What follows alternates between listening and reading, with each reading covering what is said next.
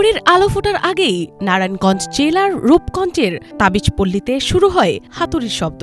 লোহা, তামা আর পিতলের ওপর একের পর এক আঘাতে ধীরে ধীরে রূপ নেয় তাবিজের খোলসে। এরপর সেই তপ্ত ধাতু ঢুকে পড়ে বিশাল আগুনের কুণ্ডুলিতে, শক্ত আর টেকসই করতে। ঠান্ডা হলে প্রতিটি তাবিজের খোল পৌঁছে যায় দেশের বাজার ছাড়িয়ে বিদেশের ক্রেতাদের হাতেও।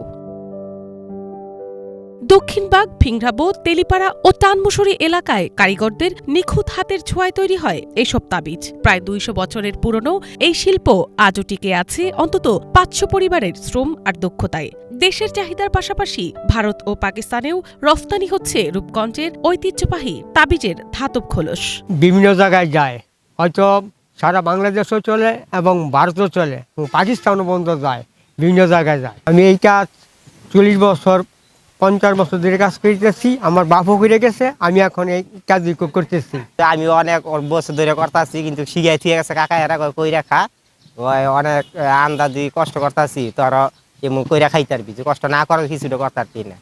এবার আমরা অনেক ওই কাকাই শিখাই ঠিক আছে দাদার আমলের কাম আমরা করতেছি, আমরা বাপ দাদা কই রাখ ঠিক আছে আমরা করতেছি।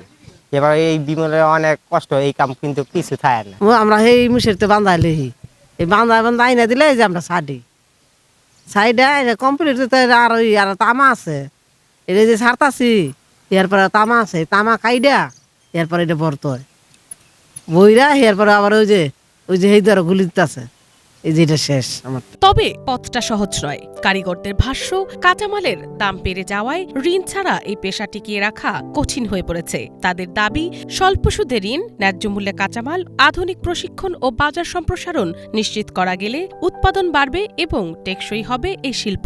অন্যথায় বহু দক্ষ কারিগরকে বাধ্য হয়ে পেশা বদলাতে হতে পারে। প্রায় ৮০০ অবস্থা।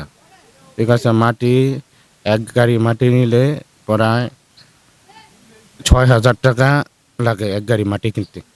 ঠিক আছে, এখন সরকার যদি আমাদের পদক্ষেপ নিত ভালোভাবে, তাহলে আমাদের চলাফেরা খুব সুবিধা হতো। এই কাজের বিনিময়ে আমরা যে পরিশ্রম অনেক যায় খরচ গিয়া আমরা সেরকম বেনিফিট আমরা পাইতেছি না। এদিকে পুরনো এই শিল্পকে বাঁচিয়ে রাখতে সরকারি ও বেসরকারি ঋণসহ সহযোগিতার আশ্বাস দিয়েছে উপজেলা প্রশাসন। আমাদের দেশে তাবিজ শিল্প অনেক আগে থেকেই ছিল। আমাদের রূপগঞ্জে বিশেষ করে অনেকগুলো মানুষ এই তাবিজ শিল্পের সাথে জড়িত। বাট আসলে আমাদের এই অত্যাধুনিক যুগে আমরা যেটা চেষ্টা করছি যে আসলে এই পেশায় যারা নিয়োজিত রয়েছেন তাদেরকে অন্য কোনো পেশায় ট্রান্সফার করে দেয়া, কারণ এই পেশাতে তাদের আর্থসামাজিক অবস্থার যে উন্নতি হওয়ার কথা ছিল সেটি আসলে হচ্ছে না।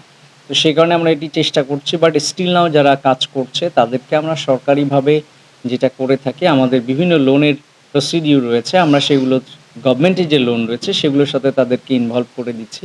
আমাদের সরকারি বিভিন্ন অফিসের মাধ্যমে তাদেরকে ছোট ছোট লোন দিয়ে তাদেরকে নির্ভরশীল করার আমরা চেষ্টা করছি। রূপগঞ্জের কারিগরদের তৈরি এই তাবিজ বহন করছে শত বছরের ঐতিহ্য, শ্রম আর দেশের শিল্প ইতিহাসের নীরব গল্প।